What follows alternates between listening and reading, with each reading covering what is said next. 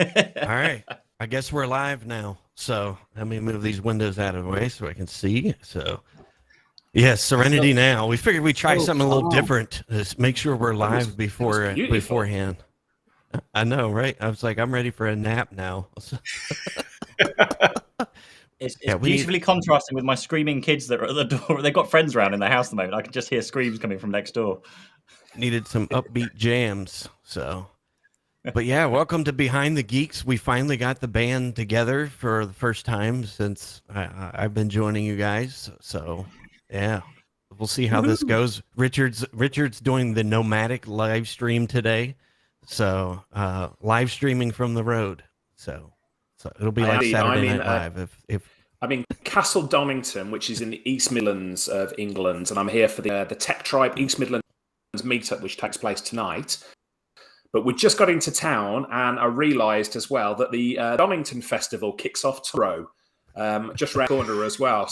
So I may not be having the quiet work day that I expected tomorrow in my Airbnb, but we shall see. yeah, everybody's going to be hogging the Wi-Fi too. So Exactly. Oh, good. Well, I figured anybody have any news they wanted to share?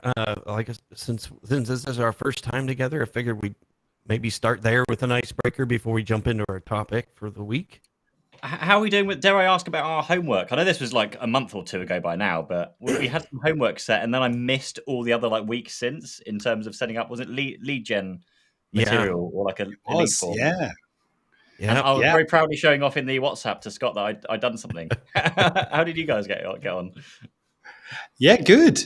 We set up a bit more of a geeky one, but it was 5 conditional access policies that every business should deploy on their 365. So it's in a particular page on our security section in our website, but we've already had people sign up and register, and so I built like an 8 email follow up stream, and I have to say, I completely cheated. I made life really easy for myself. What I did was I found the June, it was either the May or the June newsletter from the Tech Tribe.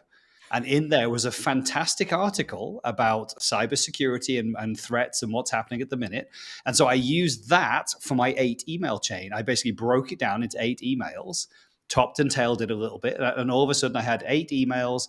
We had a PDF, like a 2-page PDF with all the policies that you should set up and why and how good it is. And yeah, that's it. And people have already started to download it. So that was good. Yeah, I'm really Beautiful. happy. Ah. Yeah, Active Campaign's doing all its automation. And yeah, we're looking really good. Awesome. Nicely done. That's exactly just to bring you up to speed, Richard. We had done a live stream on list building, on building our email list. So Yes. we had come up with some ideas of some quick lead generation magnets that we could put together to start collecting emails to build our list. So we all did a homework assignment to actually come up with something super simple, do a 1-page PDF, and start generating leads. So that's awesome, Scott. You already got some leads generated in there. So Well, and what's nice as well is that as I sat there, I thought of like 4 or 5 different ideas. So I just went, right, for the homework, what's the easiest one? Yep. But then I have like 4 other ideas, and I was like, cool. Now I know we have the landing page set up, ready to go.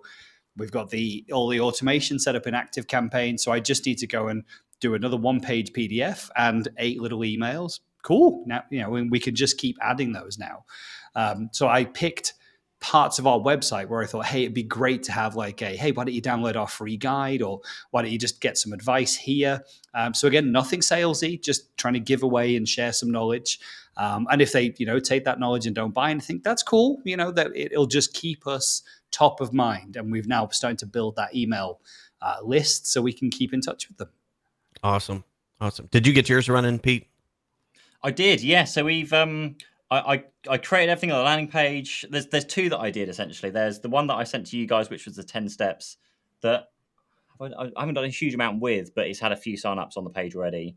And I did another one, which was that I had a pre-recorded 30-minute webinar that I literally shot at the end of last year.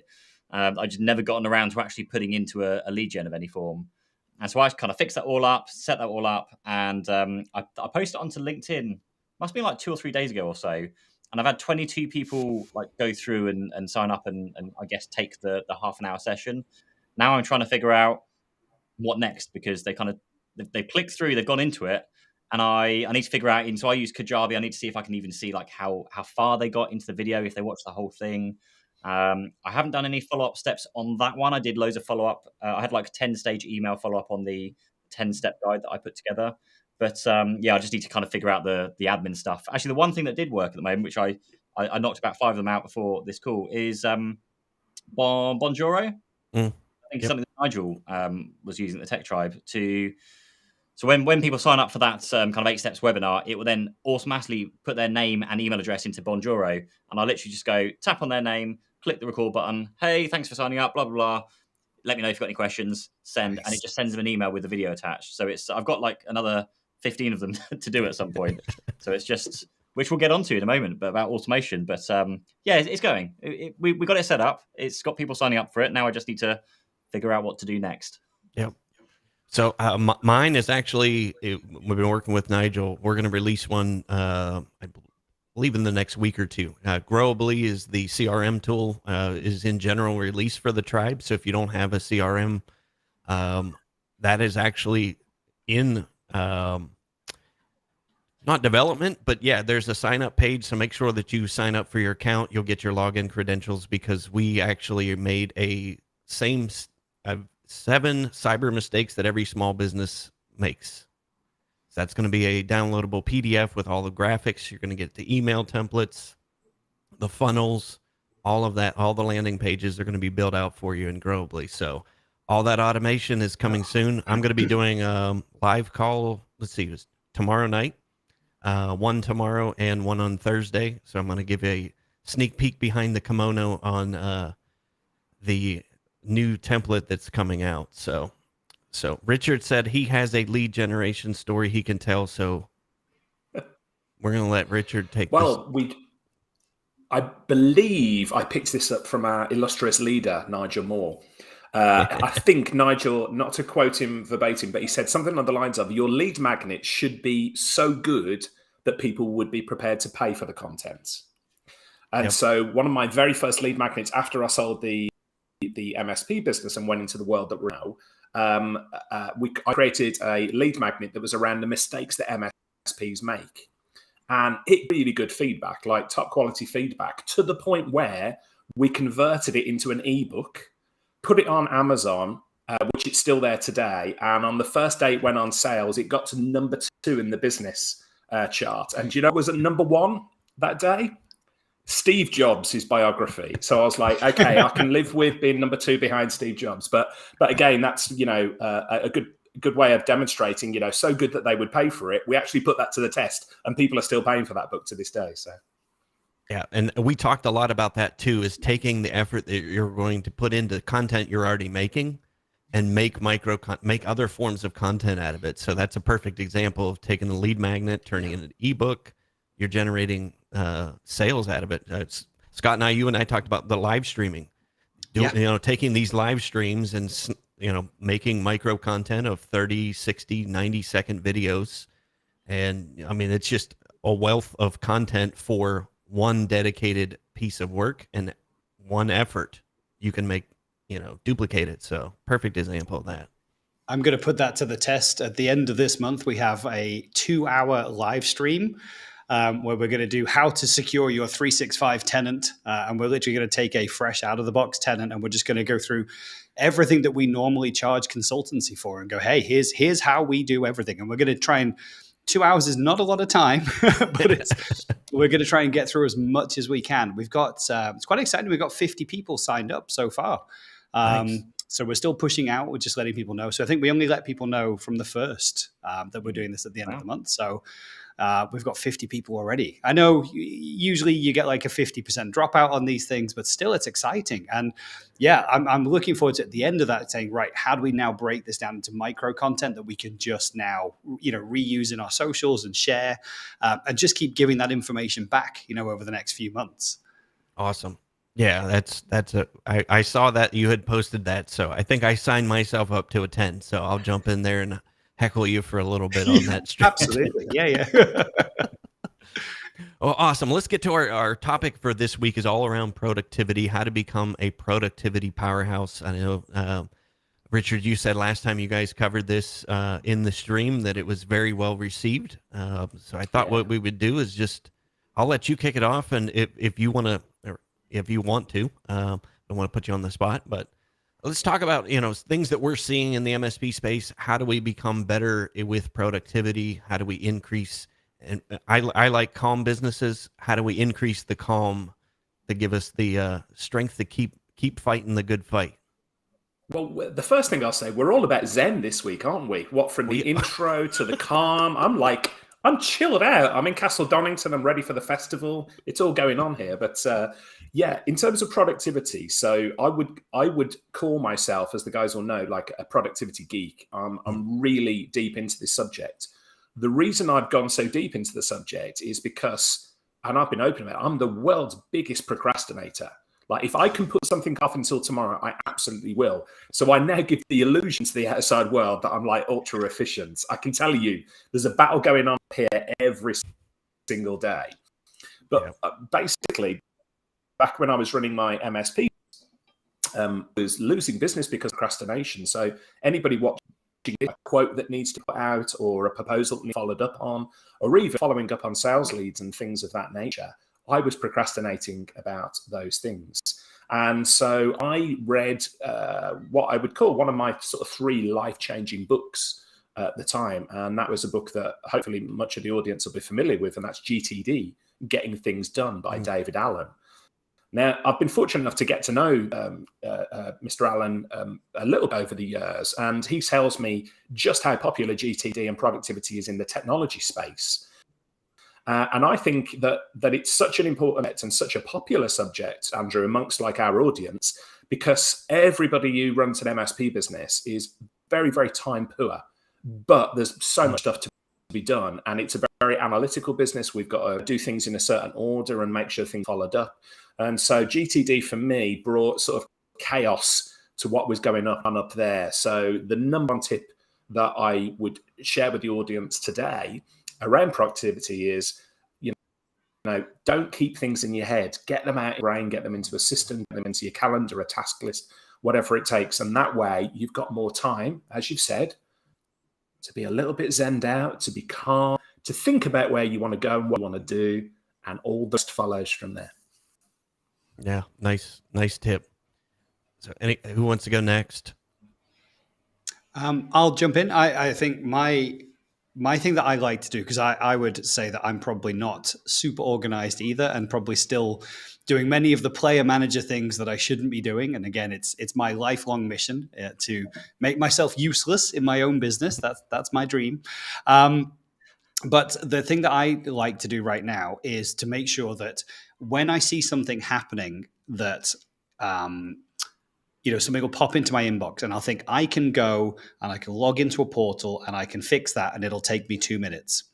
Or I can spend like an hour of my time to figure out what is the automation, what is the process, what is the thing that I can do with this that means that the next time this pops into my inbox, I don't have to do anything with it. Okay, and so we have our subscription training service that we automated the heck out of to get everybody signed up, and it connects like 7 or 8 different systems together, and no one has to do anything manually. And great. But what I didn't think of is, what about when someone doesn't want to go through the trial? What if they want to cancel after their trial period? Oh, well, actually now there's manual accounts that need to be removed, and people have to be taken off mailing lists. And again, those are 2-second jobs. I can log into one portal and I can take people off, and I can log into the other and take them off there. Cool, happy days. But I would much rather take the time to go, no, let me figure out what the automation is. Let me make sure that a robot does this next time and I never have to think about it again. So I invest much more time in that first triage of the event that I'd like to, but I don't have to think about it anymore after that. That's what I'm on a mission to keep doing, is just keep finding those things that drop into your inbox and you're like, oh, right, I have to this, then this, then this. There's got to be a better way, right? And so some days, I'll be honest, I'll just, do you know what? I don't have the time to invest in it now. So I'm just going to tick it off. But I know that next time this drops into my inbox, I can't put it off again. So I would challenge people, if you have a lot of those things that come into your inbox, definitely go ahead and find the way to deal with it permanently, not just dealing with it once. Perfect. Thank you, Richard, for sending that link. So Richard's article on GTD.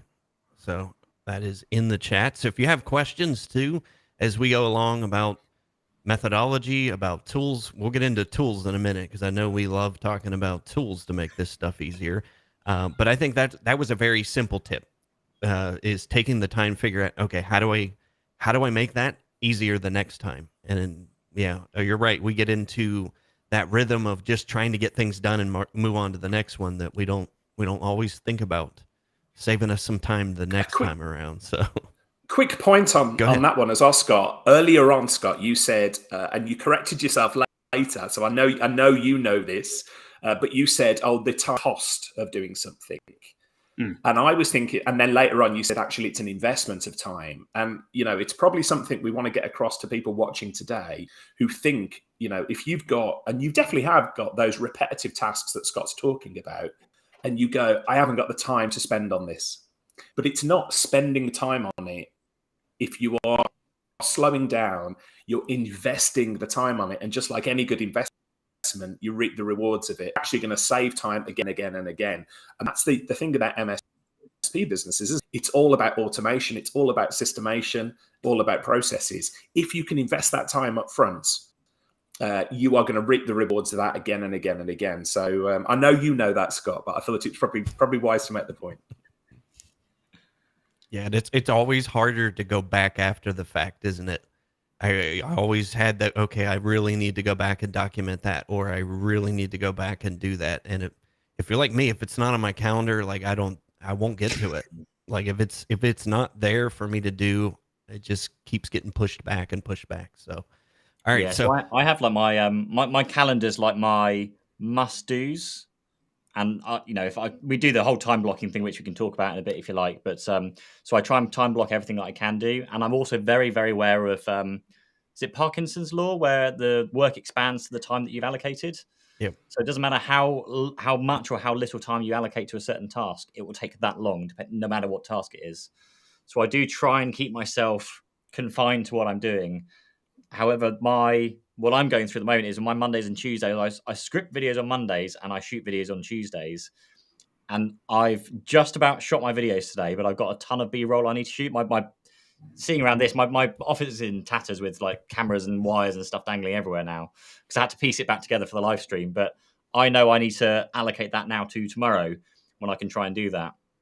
But then when I run out of my calendar thing, so if I kind of allocate the time on my calendar, I have like my emails and my to-dos. And the best thing I can say, I think, around allocating time or just getting those things done is to set them to come back to you when you really need to deal with them. So for like emails, I snooze my emails very, very often. So if it comes in, I'm like, okay, I need to do with that. I'm going to snooze it until tomorrow or next week, so it pops back in my inbox when I have to do something with it. Same with a to-do app. I use Todoist, and we can talk about tools and stuff again in a bit. But Todoist now stores everything that I don't have on my calendar, but still needs to be done. So at the end of the day, I'll just kind of scroll through Todoist, and that's full of things like take your vitamins, read this certain blog system, send a proposal to somebody, which apparently is on my to-do list and not on my calendar. Watering the plants, like post this video to Facebook. There's things that I can't automate that I've then put on the to-do list. They're not vitally important if I miss them. And unfortunately, they are kind of stacking themselves up after a while, because if you can see here, those are all overdue apart from the two at the bottom. But when I get a chance, which will be tonight, I'll sit down and go, okay, I'm going to knock that one on until whichever date that I really think it needs to be done by. So having a good kind of to-do list, and on the automation topic very briefly as well, we with our MSP, we hired a full-time guy whose job title was products and automation engineer. His job was to automate the business. And we were, I think, how many staff? We were probably like 12 or 13 staff at that point when that change happened. But their job was to literally sit there, speak to the staff, and find out what stuff could be automated. Like find out what tasks people are doing every single day. Even for our clients, like if our clients would get involved and we noticed there was an opportunity in their sales process or just something they were doing, we go, oh, hey, like you could just automate all of that. And sometimes it would be the quote process, but actually more often than not, it would be the quote and sales process, because clients didn't want to invest in the proper sales systems. They probably should have, because some sales systems are very, like Salesforce, when you add it up, can get very expensive.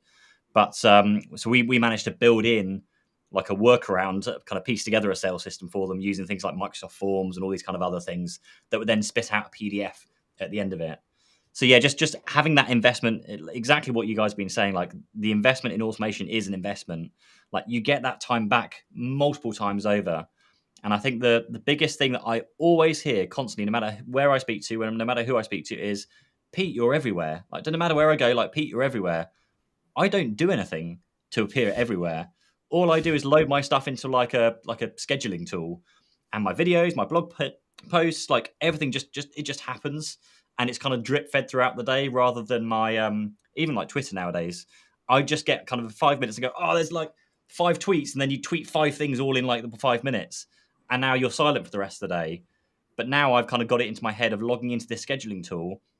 Even if I have five or 10 ideas, I'll dump them all into this tool, and it will slowly space them out across 3, 5, 10 days.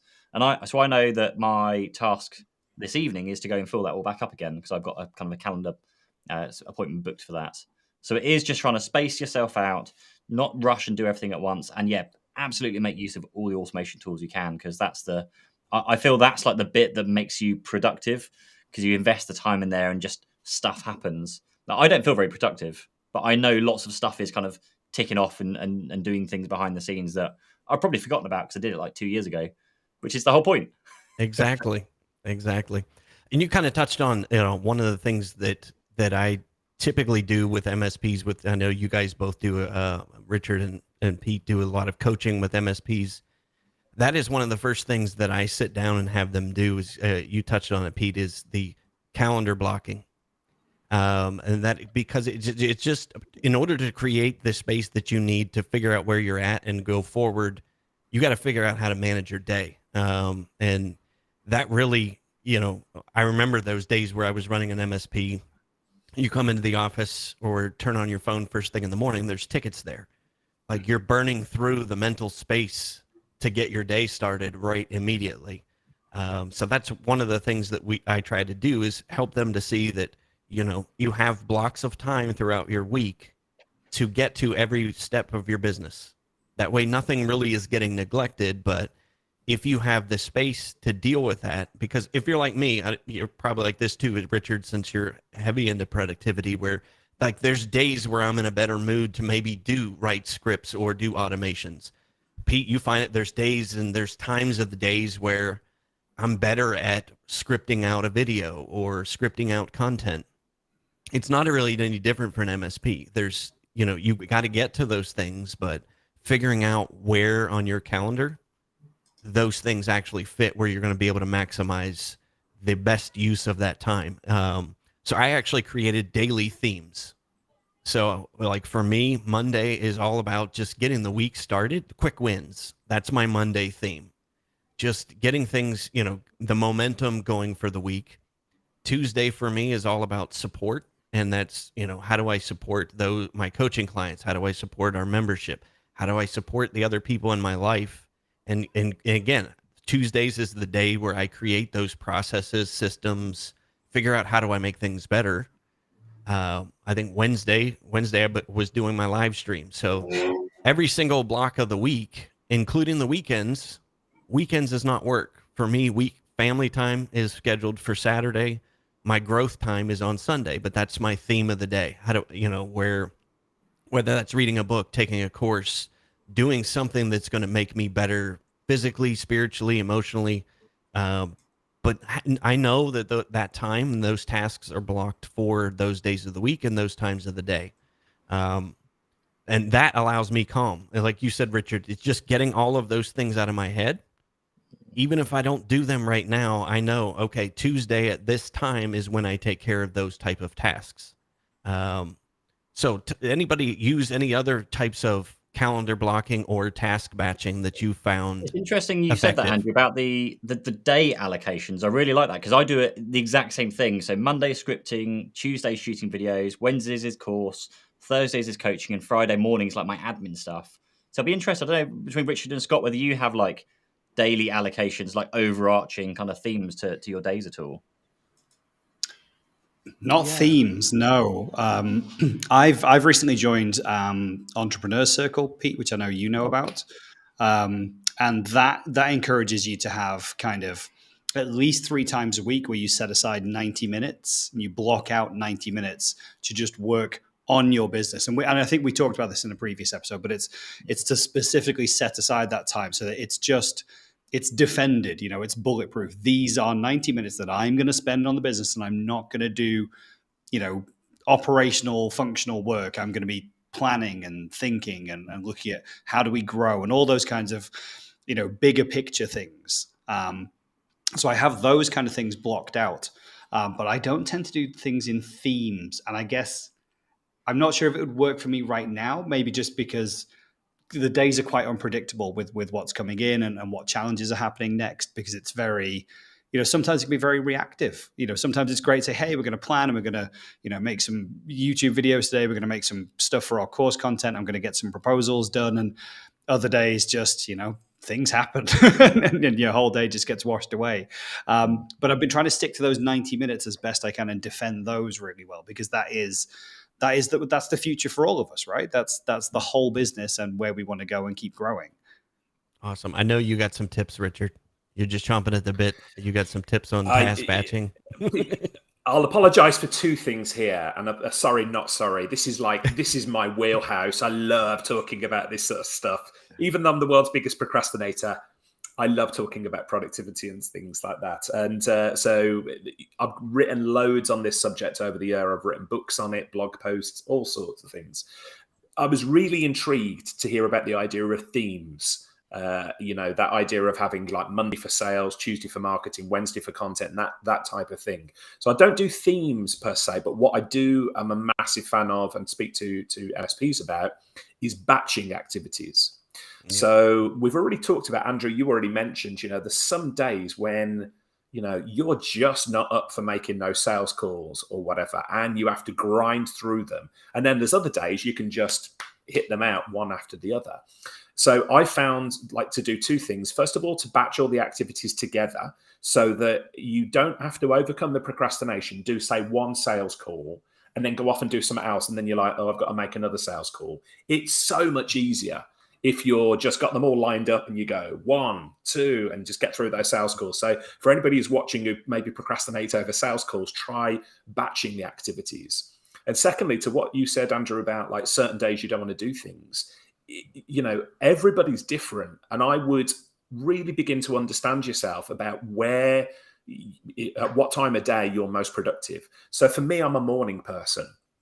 I'm early to bed, early to rise. I jump out of bed and I'm ready to hit the day. And then in the afternoon, it starts to wane off a little bit. But the point for me is, one of the things that I see MSP owners doing, the first thing they reach for when they wake up in the morning is this thing. And they go onto their emails. And as we've already said, right, your email inbox is essentially somebody else's to-do list for you. And it can completely derail the day. And I speak to MSPs and they say, well, I've just got to check to see if there's any emergencies. It doesn't work like that. Because as soon as you see a subject line, even if you don't open the email, you're like, I wonder what Pete meant about that email. And it sits in your mind. So what I do, I batch those activities in the morning when I know that my energy is at its highest, and I don't look at any emails. I don't look at WhatsApp. In fact, I use a tool on my smartphone called App Block for Android, and it prevents me from opening any type of distraction. It actually comes up on the screen. I know, Scott, one of your favorite quotes. What movie is that from, Scott? That's Jurassic Park. That's yes. But the point is, you focus on what you've done. And even if by 10 o'clock in the morning, my energy has started to wane, or this avalanche of stuff externally drops down onto me, I've still had a productive, because I've spent maybe 2-3 hours working on what I want to work on, not what the rest of the world wants me to work on. And all of that is just by not having a look at your text messages, your WhatsApp, your emails first thing in the morning, and concentrating on the job at hand. So I think that's probably a combination of the different techniques we've talked, batching things, focus, those types of things. But it works really well for me. There's something that's just come out with the iOS 16 updates yesterday that I've just installed the latest beta that's just come out for iPhone. And I've never really bothered with focus modes. They have like as a feature on Mac and iPhone and iPad. And there's a really interesting new feature on iPhone where you can now create custom home screens. And so you can tie those home screens to certain focus modes. Like I said, I've never really played with it before, but today I've actually really used it a lot because it's really helped me. So I have one that's just like work mode for me, which is like cameras, photos, toolkits, whatever it is. If I swipe across to that on my home screen, which you can do by just literally just hold the button down and then swipe across like you do on an Apple Watch. So that now puts me in work mode straight away. It sets my Mac, it's probably disappeared by now. It sets my Mac into Do Not Disturb, sets all my devices in Do Not Disturb, so that I can shoot videos, no pings and things are going off any of my devices. But a very, very similar one, so that I've got a one here, which is a picture of one of my kids. And that is my family mode. And I've got that set, so I can set it manually if I want to swipe across my phone. But that will come on at 5 o'clock every day till 7 p.m. when they're in bed. And again, that's got some certain customized things on there that stops me texting and opening certain apps and just notifications from distracting me. But you can allow through certain things. So I know that, in my family time, if my wife texts me or phones me, it's going to come through still because she probably wants to get hold of me for some reason. Maybe I'm looking after the kids and she's away somewhere. But I've never really used it before, and I've started using it, and it's really, really helped out. And I'd love to play with it more to see what else I can kind of use it for.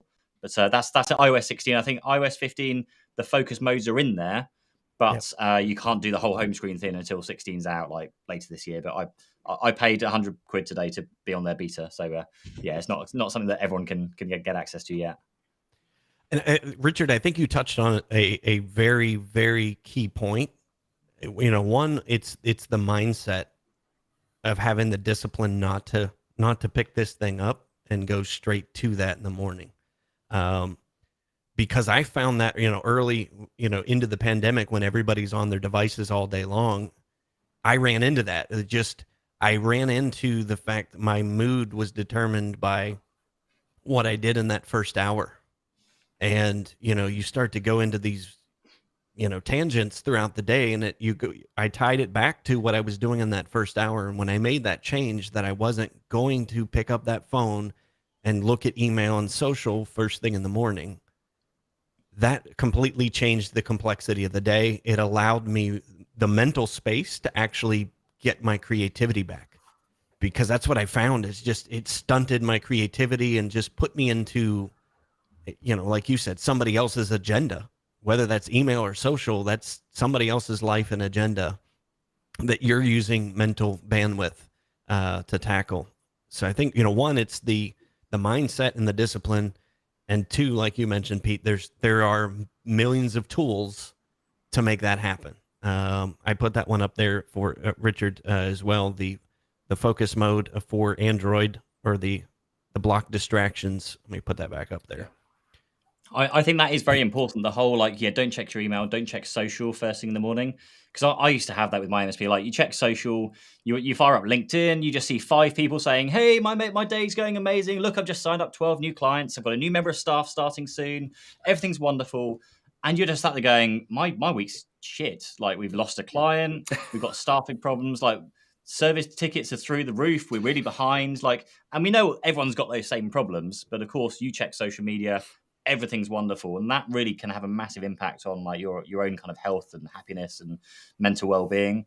And I know there was a discussion going on in the tribe, and I had a chat with someone recently who was really was struggling with a lot of anxiety, and I had it as well with running my MSP, where I went through a phase where the phone would go off or the phone would ring, and the thought instantly jumps to, what's gone wrong now? What problem am I going to have to fix? Which client's going to leave me? It just instantly goes there where you shouldn't ever need to. And pretty much 10 times out of 10, it wasn't a problem like that at all. But it just really drives you there if you're checking the wrong things in the morning. If you get that kind of shirty email in the morning, it does set your mind off in the wrong way. And there was, I can't remember who it was now. I think it was, there was a lady who sailed around the world by herself. I think there was a lady I went to see at some point, and she had this whole thing of choose your attitude. Like, you set out in the morning, you then decide what you're going to be like today. Are you going to be a a family person today, you're going to be a work person today, and just choosing that mood that you're going to be in. Like, doesn't take much just to have a little smile, and then someone smiles back, and then now you're having a bit of a happy morning because you're kind of both in a good mood. Little things like that can make a big difference. And so I'm a very, very big fan of not checking your phone, emails, social media. I know my old business partner Craig. He used to leave his, and he used to annoy me as well. He used to leave his phone downstairs. So then when he got up to bed, obviously he's got no phone, and it's not the first thing he checks in the morning. But then I'm like, I want to text my business partner and like talk about some cool ideas I've had, and like want to chat what's going on. And I couldn't because his phone was literally in a separate room. But it's good for those exact reasons, because he could switch off. I could send all my messages, and when he gets to them the next day, like mid-morning, whenever it was, when he picks his phone up, then he could actually digest them. It wasn't impacting his evenings at all. Yep, I like that quote there, Richard. Thank you for like sharing. that. Don't compare your backstage to others' So front stage. it's what you were saying, Pete, because you go on and people are like fellow MSPs might be saying, "Hey, I've just landed this many deals, blah blah blah blah," and you're like, "Oh, my life is rubbish." It's not. Everybody presents on social media the best of ours, and they don't do it, deceptively. It's just, it's what we do. We put the best version of it. So do not compare what you're seeing on social media, people, to what's going on with your grind behind the scenes, because what people are sharing on social media is the fruits of their labors, but they're not showing you the labors themselves, which you might be going through at the moment. So the productivity piece of this, of course, is if you do get up in the morning and look at social media, or at any time during the day for that matter, and it does sap you. It can sap you. I'm not a social media naysayer. I'm massively active on social media, but I do it in very, very focused chunks. So social media is a tool that you've got to use to your advantage, not to get used by the tool. Yeah, great point. I'd like to just call out where automation and ruining someone's day can come in really handily, because it's a personal experience that I have today. There's been a lovely chap on LinkedIn who's been trying to get hold of me to sell me some things, and I wasn't particularly interested, so I didn't particularly follow up. And then this morning, and I'm just going to look at my WhatsApp here because my phone buzzed and ringed very loudly at 3:19 in the morning, when this chap, who, Lord bless him, is in Vietnam, still wants to sell me things. And because I'd not responded on LinkedIn, he thought he would follow up on WhatsApp. So at 3:19, I'm going beep, beep, beep, beep, as he sends like 4 messages. Now I woke up with a, what the hell is happening? And I look at my phone, I'm like, dude, seriously? I mean, maybe check the time zones. These are all automated messages. I can tell by the way that they're written. It's very similar to the automated messages that went out on LinkedIn. He's obviously just added me to another automation platform, but maybe forgot to check that box about time zones. Now, I'm the kind of person that once I'm awake, I'm awake. So I've been awake since 3:19 this morning. So you can imagine what you said about being in a bad mood and getting the wrong message and looking at something work related. This isn't even my work related. And I'm just like, I was grumpy. How does he get your WhatsApp number? Like, how does that work? I think my phone number must be on my LinkedIn profile. I'm assuming it must be on there. There's tools that do that. Yeah, he's managed to WhatsApp me, and I was like, seriously. I've got to ask though, Scott, what is your phone? What's your phone doing? What is switched it? on at 3 a.m? Well, no, I usually put it why on is it switched on at 3 a.m? Because I'm like Pete's business partner. I mean, no, now that I know that your phone is on at 3 a.m, No, you know that I'm going to do a drunk dial to you and say, "Love you, mate," at 3 a.m. I'm going to have to do that. So. He's going to call every morning until you leave your phone downstairs. But that's where the little wireless charger thing goes. I put everything there, and it's usually on silent, and so it's my own fault as well. But to be fair, I wasn't expecting any sales messages at 3:19 in the morning. Yeah. So Theo, thank you for joining the show today. He said, use the tool, don't get used by the tool. So awesome. We'll go through a couple comments here. Let everybody get a drink of water. Pro Tech guy. So pull up his comment up. Yep. I like the email is somebody else's to-do list. Yep. It is. And your Outlook inbox is the worst to-do list on the planet too, by the way. So let's see here. Yeah, Mike Ward, daily schedule blocking themes. Yeah, it's super helpful. That's one of the things that I kind of stole that from 4 Hour Work Week from Tim Ferriss, is what you said, batching when I check email, batching when I do social. And I do that at, 11:30 to 12:30 in the morning. That's the first time I look at email, is at 11:30 in the morning. That time in the morning is mine. That's where I'm working on my business, like you said, Scott, where I'm getting those 3 important tasks of the day done before I let anything else wreck my day. So I want to get to that in a minute for MSPs, because I know that's a particular challenge that I run up against, is, the roadblock of being able to do that. So I want to kind of get some, maybe we come up with some suggestions that we have for MSPs to maybe work around that, to give them some more headspace. So Jason Kelmsley said, yep, my biggest learning over the last 2 years, those tough days as a business owner can really suck. You think the world around you is collapsing, but to someone else, the issues aren't that big, which is why I appreciate more than ever working in an industry. I think it cut that off. Let's see if I can. Working in an industry with people I genuinely enjoy working with. So, amen. Yeah, we love that. I like that comment. I'm gonna put that in the chat, Richard. Except for any batching equals good, grazing equals bad. I like that. Yeah, because I was just thinking that, if you're trying to lose weight, and they say, well, keep a diary of any food that you eat, and you're like, I only eat 3 meals a day, plusing on everything that you do in between. And it's exactly the same for productivity. It's like grazing for food makes you fat. Grazing tasks and social media and email and anything else and unproductive. So there we go. Yeah. So let's talk about that. What are some ways that you can think of? Because like I said, I get pushback a lot whenever I make that recommendation to an MSP.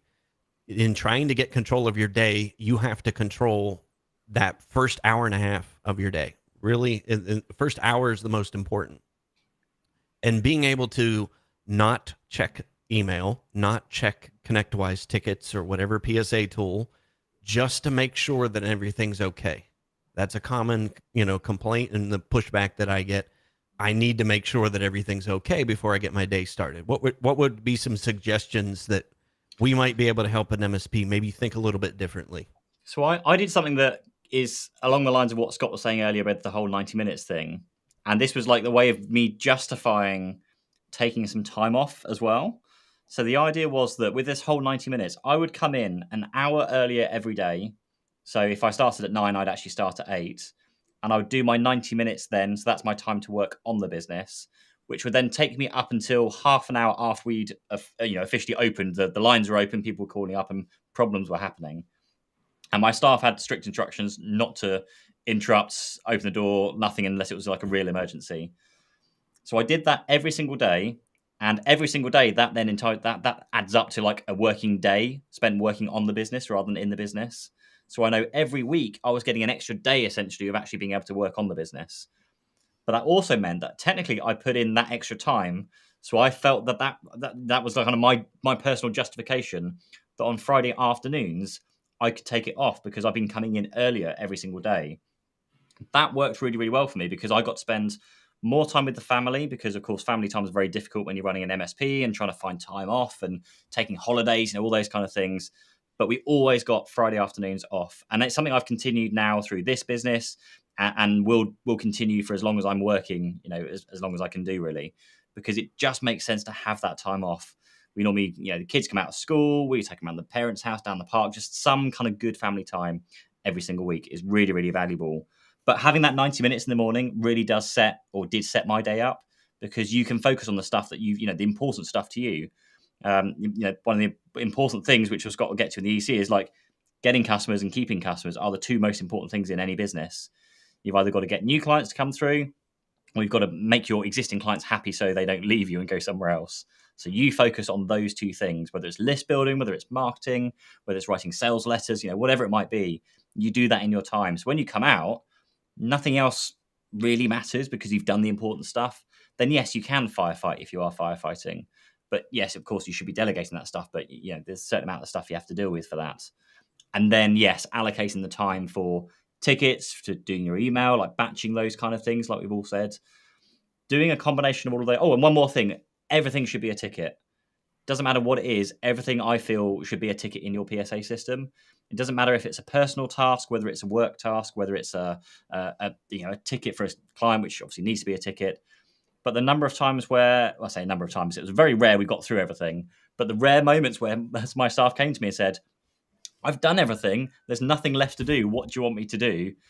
I'd be like, oh, it's this magical day. Here's my task list. Please come and help me. And I just kind of given a task out of my list that I've been adding time entries to, giving them some background information on what the task was, whether it was, fixing some automation things or PSA tweaks or CRM tweaks.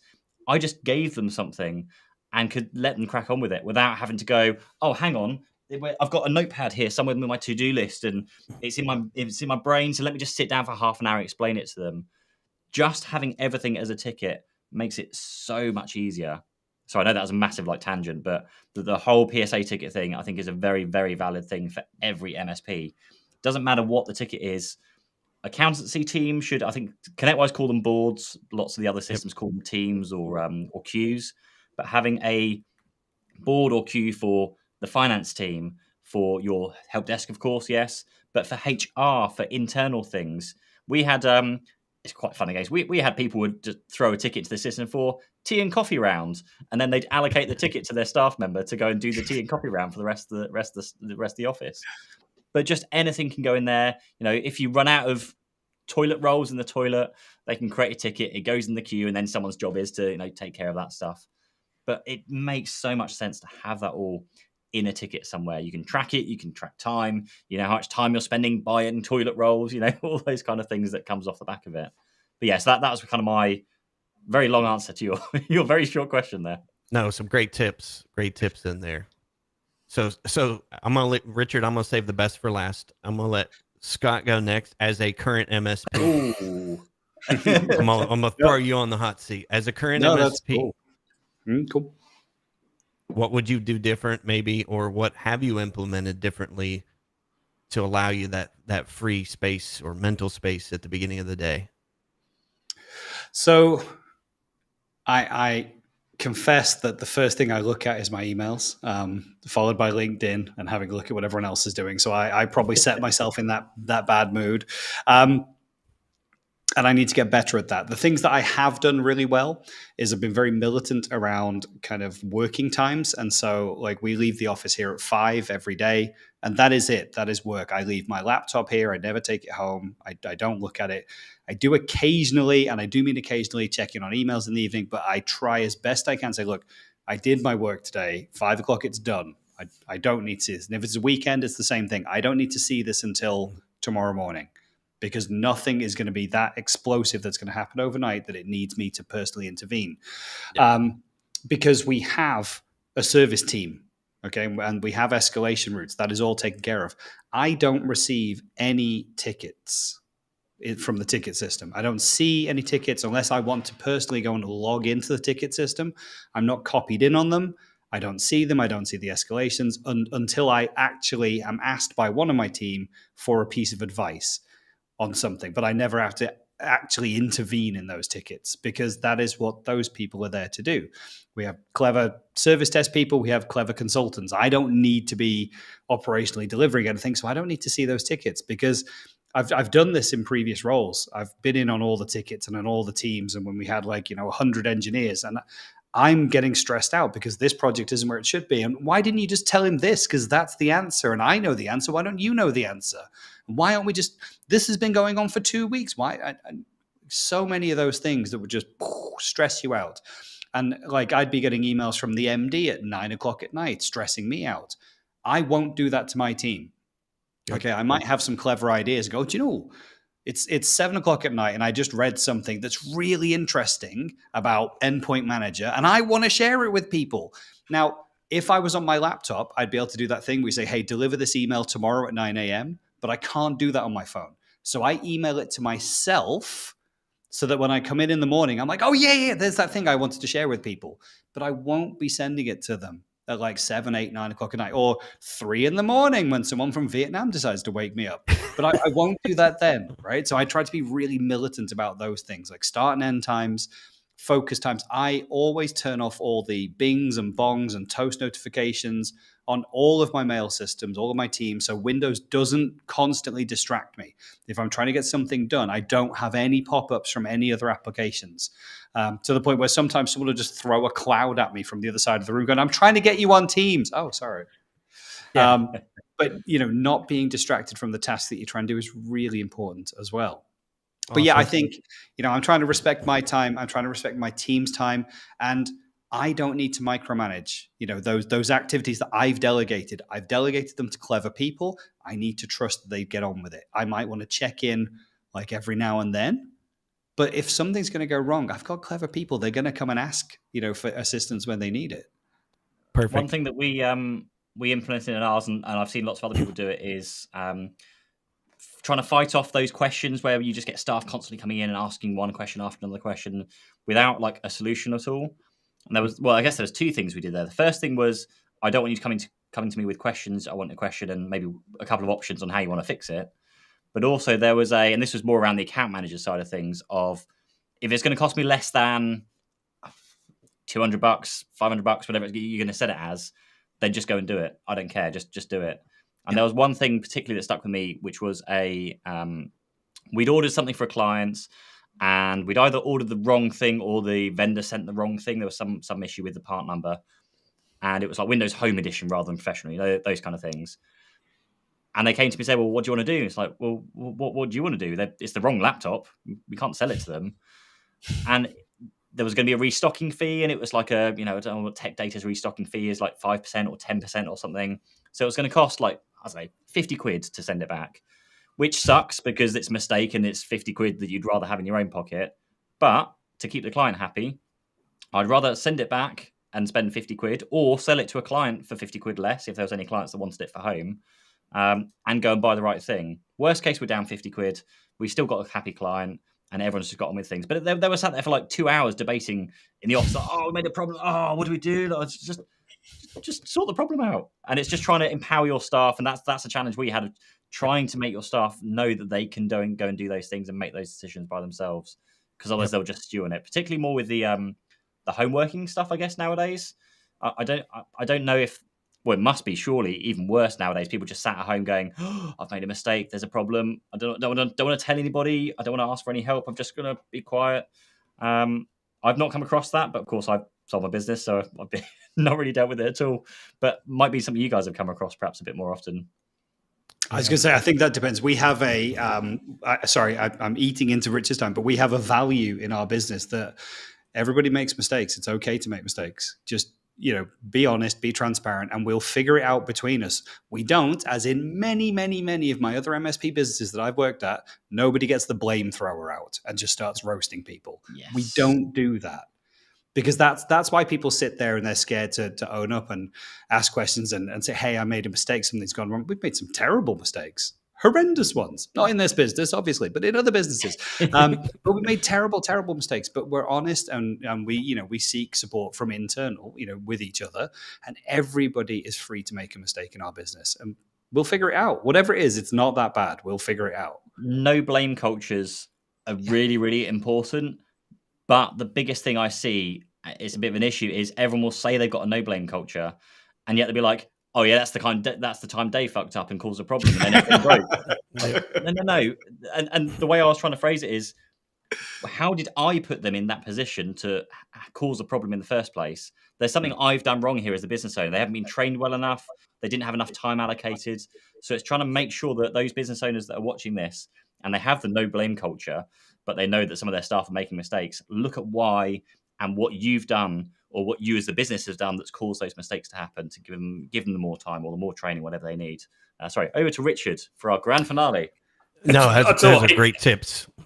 These are brilliant, and I've got to say to everybody watching this, I hope you get as much value out of watching this as I do sitting in and listening to these smart guys talk, because I always learn so much from it. I'm just going to say, on that no blame culture, it reminds me of a UK politician who will remain nameless and got caught out, and his department, he had done something wrong. His department had done something wrong, and he came on television and he said, I take full responsibility for this mistake, and I'm going to find the team who did it and make sure it never happens again.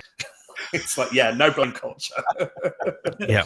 The one, Diana, in the chat here on LinkedIn said about the Pomodoro technique. So just as we close, I want to give that a shout out, because I've talked about procrastination. We've talked about focus. We've talked about batching activities. The Pomodoro technique, just a phenomenal way to make stuff happen. If you're unfamiliar with the Pomodoro technique, it literally refers to, those Italian slices of tomato that you might see when you go to an Italian restaurant or whatever, to Pomodoro. So a Pomodoro can be, for me, it's either a 25-minute or a 50-minute slot of time. Other people use 90 minutes or whatever. The point is, you get started on something, you work for 25 minutes, and because there's an artificial limit to the time in, as Pete said earlier, Parkinson's law, it's so if you don't have a set time for a task, you will just keep working and working and working and working and working and working on it. But if you do put a Pomodoro, first of all, it overcomes procrastination, because you can get started, because you tell your brain, it's only 25 minutes, I'll just do it and see how far I get. But secondly, once you get going, you're like, it's sprinting towards, and I think Diana alluded to this, you're sprinting towards getting the task finished. Like 25 minutes, 50 minutes on a Pomodoro break. And, I go and stretch my legs, look around. But for any MSP owners watching who think, I couldn't step out of the business, too many things coming in, there's too many emergencies. Try the Pomodoro technique. Let your colleagues know. Put your headphones in or a do not disturb sign. I'm working on something for 25 minutes. And as soon as that 25 minutes is finished, the world can crash back down on me and I'll be available to help out with things. But nearly everybody, I've yet to come across an MSP who cannot carve 25 minutes out of their day to do this work. Because unless the building's on fire, you're not actually needed, and you can get on and concentrate on that thing that you've been putting off. Sales, marketing, whatever it might be. Brilliant.